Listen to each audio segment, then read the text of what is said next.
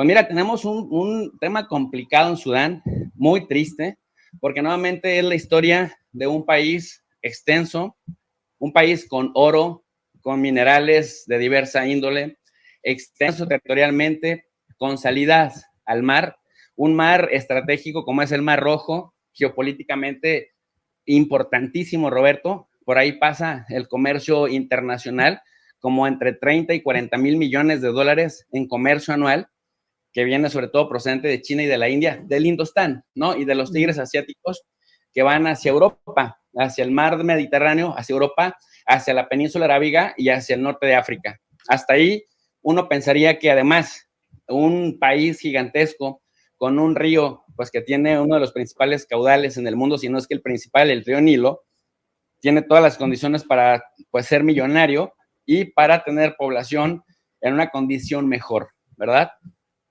Bueno, sin embargo, hablamos de un país que hasta 1958, bueno, hasta el 52 estuvo bajo la corona británica, siendo pues prácticamente saqueado por los británicos. Después se van los británicos, lo ocupa Egipto, esto se conocía como el Alto Egipto, y hasta 1958 logra separarse de Egipto con muchísimos problemas y con condiciones estructurales que perpetuaban realmente pues la pobreza, las condiciones de desigualdad, es decir, el reparto se empezó a dar desigualmente entre etnias, entre grupos étnicos, pero también entre grupos que históricamente colaboraban con la corona y luego dos colaboraban con el ejército de Egipto. Después quisieron hacer su propia élite y lo único que hicieron fue consolidar estas estructuras de desigualdad. Dice por ahí Max Weber, toda imposición genera oposición. Y esto es lo que empezamos a ver en Sudán desde el 58 hasta el 89. Luego en el 89, que también la seguimos viendo, llega Omar al-Bashir, un dictador, genocida, criminal de guerra de lesa humanidad, que intentó gobernar con mano dura, por un lado al país, a oprimir a diferentes etnias, primero no árabes, y después a las etnias que no se supeditaban pacíficamente a su pues opulento saqueo, porque este señor se autodestinaba 9 mil millones de dólares para gastos personales y al mismo tiempo que lo hacía, no se encargaba de atender las necesidades básicas de la población, como sucede en otras dictaduras. Y Roberto, aquí viene lo bueno. Este señor, Omar al-Bashir, dura 30 años. Durante su gobierno se comete el genocidio de Darfur, pero también el exterminio o el intento de exterminar a otras etnias. Tanto el ejército de Sudán como las fuerzas de respuesta rápida, el ejército de Sudán lo lidera al-Burhan, que es un militar condecorado, formado en colegios militares, con buena relación con Egipto y con Occidente. Y por otro lado tienes a las fuerzas de reacción rápida, que es un grupo paramilitar en el que se apoyaba el dictador Omar al-Bashir, que desde que le dieron golpe de estado, lo derrocaron en el 19 y luego viene una junta militar a partir del 21. Pues tú sabes, desde el enfoque realista de las relaciones internacionales, el sistema es un juego de suma cero, en donde lo que uno gana, el otro lo pierde, y viceversa. Cuando se va el dictador y queda ese vacío de poder, entonces ejército de Sudán y fuerzas de acción rápida se quedan en la disputa por ese vacío.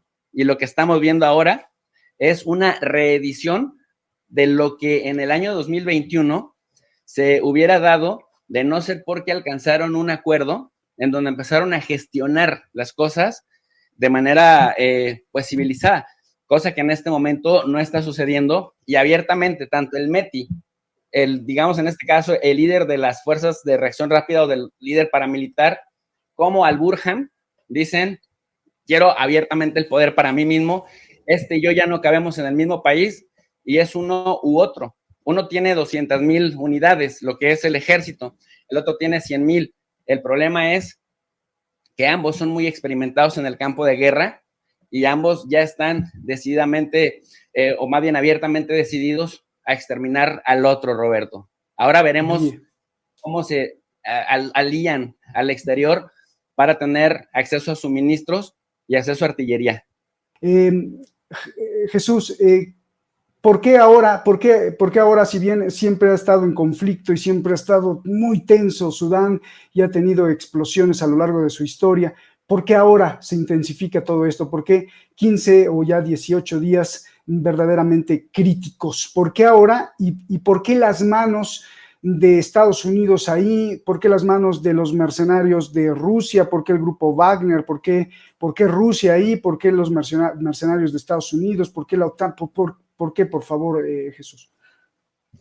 Bueno, para que veas que no todo es desacuerdo, mi querido Roberto, yo estoy en acuerdo con todo lo que dijo Francisco, porque efectivamente, visto desde Occidente y visto con los ojos de la prensa occidental, efectivamente todo en aquel país representaría a priori atraso civilizatorio, pero visto con un poco más de antropología, de etnografía, yo me acuerdo que yo nunca he estado en Sudán, pero sí he estado en Egipto y he estado en la presa de Asuán y he estado también en la frontera con Sudán y es impresionante cómo tanta riqueza territorial y tanta expansión territorial pues intenta ser apropiada por una mínima parte de la población, tanto local como extranjera.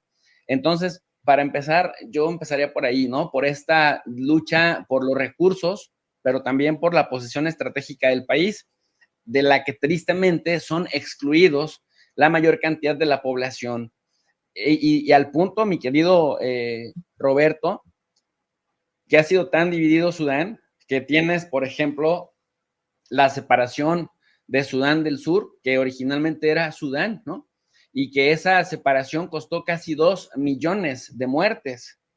Tienes el tema dentro del mismo Sudán de Darfur, que tuvo su primer gran estallido en el año 2003, el genocidio de Darfur pasó un poco desapercibido, Roberto querido, porque estaba toda la prensa occidental cubriendo la invasión estadounidense de Irak, mientras que en Darfur los dos generales que ahora se disputan, digamos, el Sudán que les queda, porque se lo han ido acabando a pedazos, se lo han ido repartiendo, ese Sudán que les queda, bueno, pues los dos son parte de esta embestida por parte del régimen corrupto y autoritario de Omar al-Bashir, al que, por cierto, en alguna ocasión le declaró la guerra a la comunidad internacional si se atrevían a atraparlo, cuando la Corte Penal Internacional pues decidió que era culpable de varios crímenes y dijo, bueno, pues si ustedes intentan agarrarme, yo me voy contra la comunidad internacional que se encuentra acá en Sudán y a ver de cómo nos toca. Entonces, en ese sentido, además de que es estratégico por sus recursos, es estratégico por su posicionamiento y me parece que un punto de un antes y después es el acercamiento de China hacia Sudán para justamente construir infraestructura que le facilitara a China el comercio por el Mar Rojo, y Sudán era una pieza clave, era una pieza estratégica, lo cual obviamente no necesariamente lo ven con buenos ojos desde Estados Unidos, pero además también vemos ahí la presencia de Rusia a través del grupo Wagner con las fuerzas de reacción rápida del general Hermeti, que fue un tipo que se fue encumbrando poco a poco desde Darfur hasta Jartum, al punto que se mete, digamos, en ese paralelismo que bien decía Francisco del error que comete el liderazgo sudanés bajo el mando de Omar al-Bashir, de crear una fuerza militar paralela al ejército sudanés y que llega a tener tanta fuerza que a pesar de que hoy en día tienen la mitad de los soldados que tiene el ejército sudanés, pues le genera el problema suficiente porque están bien armados, están entrenados en estrategia y también cuentan con cierta tecnología militar como para mantener un conflicto de mediano y largo plazo al punto que le pueda hacer pues de contrapeso y pueda ser tentador para otros intereses extranjeros, por ejemplo, Emiratos Árabes Unidos, que han estado detrás también respaldándole, o el mismo Eritrea, abonándole a ese conflicto, porque recuerda que en ríos revueltos hay ganancia de pescadores. Ahora, aquí lo que me preocupa es la crisis humanitaria que deviene de todo esto. Mira, cuando yo me pongo a pensar, ¿qué haría yo si tuviera hijos, si estuviera viviendo en Sudán, si fuera sudanés, con la pobreza estructural que viene desde muchos años atrás? Y estas imágenes, bueno, que nos estás compartiendo también pues complementan lo que estamos diciendo. ¿Hacia dónde corro de los conflictos varios? A Sudán del Sur no, porque seguramente ahí me matarían. A Chad, que está a un ladito, tampoco, porque Chad está igual o peor, en pobreza extrema. A Libia, no, porque también hay guerra civil y también es peligroso andar en los caminos de Libia. A Egipto no, porque los egipcios tienen tentativamente muy controlada la frontera, porque incluso se habla de que las tropas del grupo paramilitar que comanda Hermeti tienen secuestrados a unidades de inteligencia de Egipto que juegan del lado del ejército de Sudán, porque con el ejército de Sudán hay entendimientos institucionales que evitan que se desvíe agua del caudal del río Nilo y que además también si ganan el ejército regular de Sudán, pues es aliado de Egipto para también ir al factor Etiopía, que están intentando desviar agua del caudal del Nilo Azul y que Egipto pues tiene restringidísimos tanto a Sudán como a Etiopía históricamente de que nunca se atrevan a crear proyectos de infraestructura que les desvíen un porcentaje determinado de agua. Entonces, Egipto tiene mucho que perder y no se pueden arriesgar a que por ahí se le infiltren células sudanesas de las fuerzas irregulares, entonces pues también es complicadísimo. Hablando de la extensión territorial además de Sudán y de la falta de recursos para poderte mover y para poder viajar, pues tampoco sales al Mar Rojo porque pues ahí ¿cómo sales si no es de manera regular? Para una guerra civil es muy complicado salir de manera regular.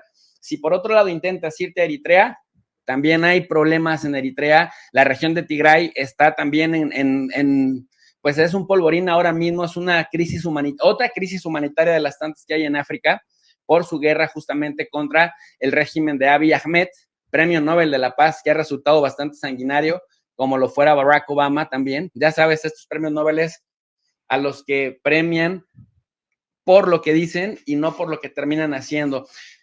Francamente, Roberto, la situación de la pobre población civil de Sudán es tremenda y más ahora que se anuncia una desbandada por parte de la comunidad internacional. Vemos en las noticias que con mucho orgullo te dice Francia, te dice Inglaterra, te dice España, Naciones Unidas, pues hemos concluido exitosa y satisfactoriamente el transporte de buena parte de la comunidad internacional, de la gente que labora para las instituciones internacionales, y esto me recuerda muchísimo lo que sucedió en Ruanda, cuando justamente terminan de salir los últimos testigos internacionales, pues se da el genocidio de 1994. Queda la población pues en tremenda vulnerabilidad y no les queda muchos de otra más que tomar un partido por una o por otro bando, Roberto. En condiciones de vulnerabilidad, obviamente.